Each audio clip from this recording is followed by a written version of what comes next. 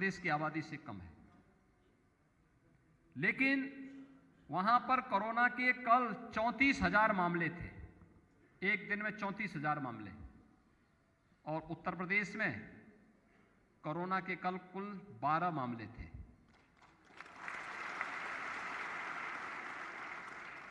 अंतर महसूस हो जाएगा।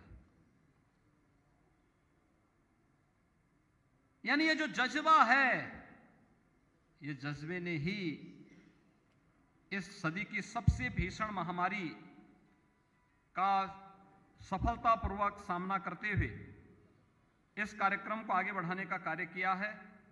पंडित दीनदयाल उपाध्याय खादी विपणन विकास सहायता के अंतर्गत 17-18 से 20-21 तक 307 खादी संस्थानों के 33 करोड़ 37 लाख 62 हजार रुपये के दावों का अब तक भुगतान किया गया है। इसमें खादी संस्थाओं के लगभग 1,61,345 कामगारों को 9 करोड़ 52 लाख 92 हजार रुपये की प्रोत्साहन बोनस का भी भुगतान किया गया है।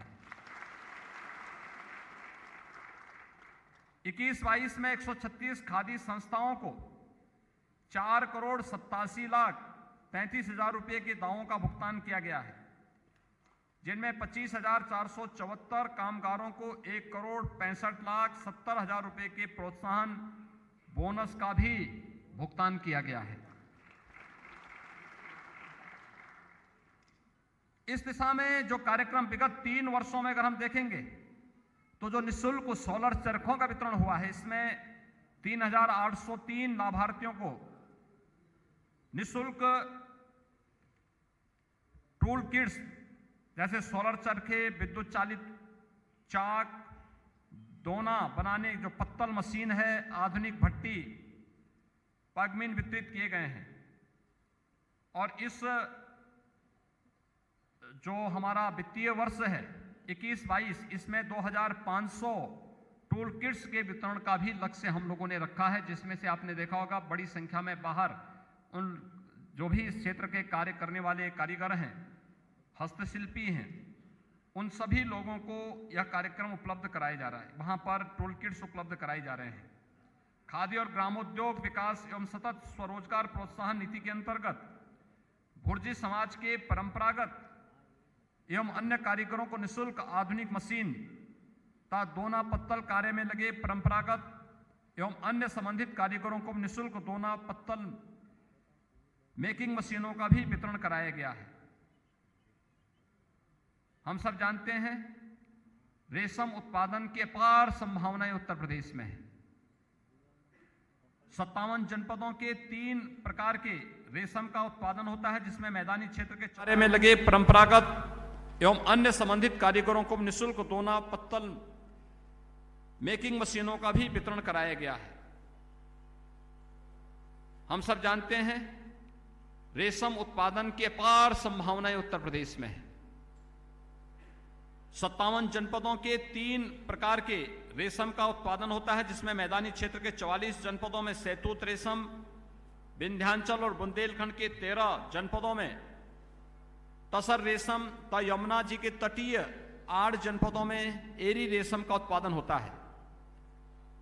हमारे मंत्री श्री सिद्धार्थनाथ सिंह जी जो कह रहे थे कि रेशम की खपत हमारे यहां 3,000 मीट्रिक टन है, जबकि उत्पादन मात्र 300 मीट्रिक टन है। यानी अभी जो अपार संभावनाएं हैं यहां पर मार्केट के लिए, उस दृष्टि से इसको प्रोत्साहन किए जाने की आवश्यकता है। और इसके लिए वृक्षारोपण, कोया उत्पादन व धागाकरण हेतु केंद्र और प्रदेश सरकार द्वारा सामान्य वर्ग के लाभार्थियों को 75% तथा अनुसूचित जाति, अनुसूचित जनजाति के लाभार्थियों को 90% उत्पादन का अनुदान तथा निःशुल्क प्रशिक्षण और तकनीकी सहायता दी जाती है। परंपरागत खेती की तुलना में रेशम उत्पादन द्वारा कृषक लगभग 2 गुनी आय अर्जित कर सकते हैं। इसके दृष्टिगत वर्तमान राज्य सरकार द्वारा रेशम उत्पादन में वृद्धि के लिए अनेक कदम उठाए गए हैं। पूर्व में प्रदेश के लाभार्थी प्रशिक्षण के लिए राज्य से बाहर कर्नाटक, पश्चिम बंगाल, मध्य प्रदेश जाते थे। राज्य सरकार द्वारा 2018 में मिर्जापुर स्थित लौह पुरुष सरदार वल्लभ भाई पटेल राजकीय प्रशिक्षण संस्थान का निर्माण पूर्ण कराकर प्रशिक्षण कार्यक्रम भी प्रारंभ किया गया है। प्रदेश में कोई भी उन्नत किस्म की रेलिंग मशीन नहीं थी। वर्तमान सरकार द्वारा 2019 में जनपद पीलीभीत और बहराइच में एक एक रेलिंग मशीन की स्थापना कराकर प्रदेश में ही धागाकरण कराया जा रहा है। इस वित्तीय वर्ष में 13 और रेलिंग मशीनों की स्वीकृति प्रदान की गई है। ये मशीनें इसी वित्तीय वर्ष में ही स्थापित करने का लक्ष्य है। सौतूती रेशम में मुख्यतः 3 से 4 फसलें ली जा रही थी। उपरोक्त का अध्ययन और विश्लेषण का 2019 से प्रतिवर्ष इसे 5 से 6 फसलें ले जाने का भी प्रयोग किया जा रहा है। प्रदेश की जलवायु के अनुकूल अनुसंधान करने हेतु कोई केंद्र न होने के दृष्टिगत प्रदेश सरकार द्वारा केंद्रीय रेशम बोर्ड भारत सरकार की मांग पर लखनऊ में क्षेत्रीय रेशम अनुसंधान केंद्र की स्थापना हेतु 5 एकड़ भूमि उपलब्ध करा दी गई है।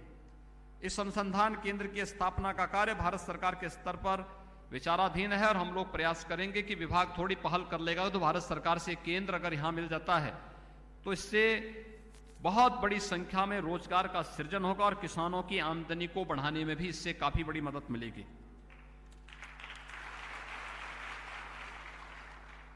भाइयों बहनों, आज के इस अवसर पर जब हम लोग इस खादी महोत्सव और सिल्क एक्सपो में यहां पर उपस्थित हुए हैं, ये दीपावली के ठीक पहले तक एक कार्यक्रम चलेगा। हमें अपने दैनिक उपयोग में इस कार्य को सुनिश्चित करना होगा।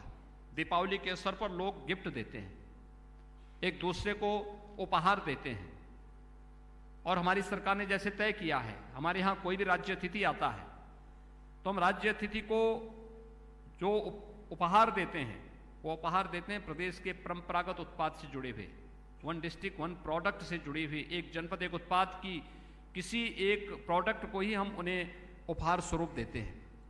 और मुझे लगता है कि हम लोगों का प्रयास होना चाहिए कि हम अपने परिवार के किसी सदस्य को उसके जन्मदिन पर, उनके किसी मांगलिक कार्यक्रम में, उनके यहाँ किसी धार्मिक या आध्यात्मिक आयोजन के साथ या कोई मित्र को या कोई शुभचिंतक को कोई उपहार देते हैं तो उपहार स्वरूप हमें खादी देना चाहिए।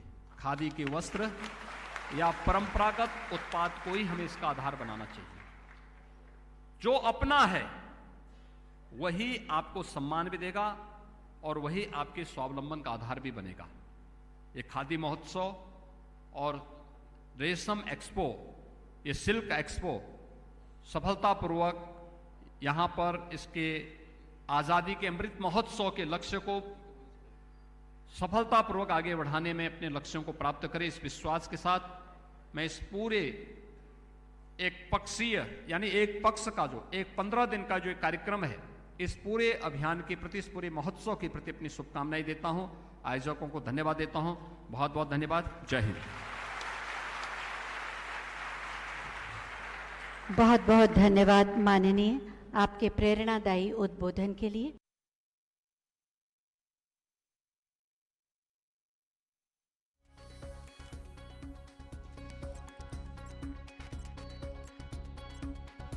तो लखनऊ से सीएम योगी को सुन रहे थे आप, जिन्होंने खादी महोत्सव का उद्घाटन किया। कोरोना काल में जो बड़ी चुनौतियां थी, सरकार ने कैसे डटकर उसका मुकाबला किया, उस बात का उन्होंने भी जिक्र किया। साथ ही साथ खादी को कैसे बढ़ावा दिया जाए, उस दिशा में सरकार की तरफ से जो कदम उठाए जा रहे हैं उसका भी उन्होंने जिक्र किया। और पुरस्कार का वितरण भी इस दौरान किया गया। दूसरी तस्वीर में आप देख सकते हैं ODOP के तहत सरकार कैसे वन डिस्ट्रिक्ट वन प्रोडक्ट को बढ़ावा दे रही है। सीएम ने अपने संबोधन में उस बात का भी जिक्र किया। लोगों से खादी अपनाने, खादी को प्रोत्साहित करने, उसे बढ़ावा देने की भी अपील सीएम की तरफ से की गई।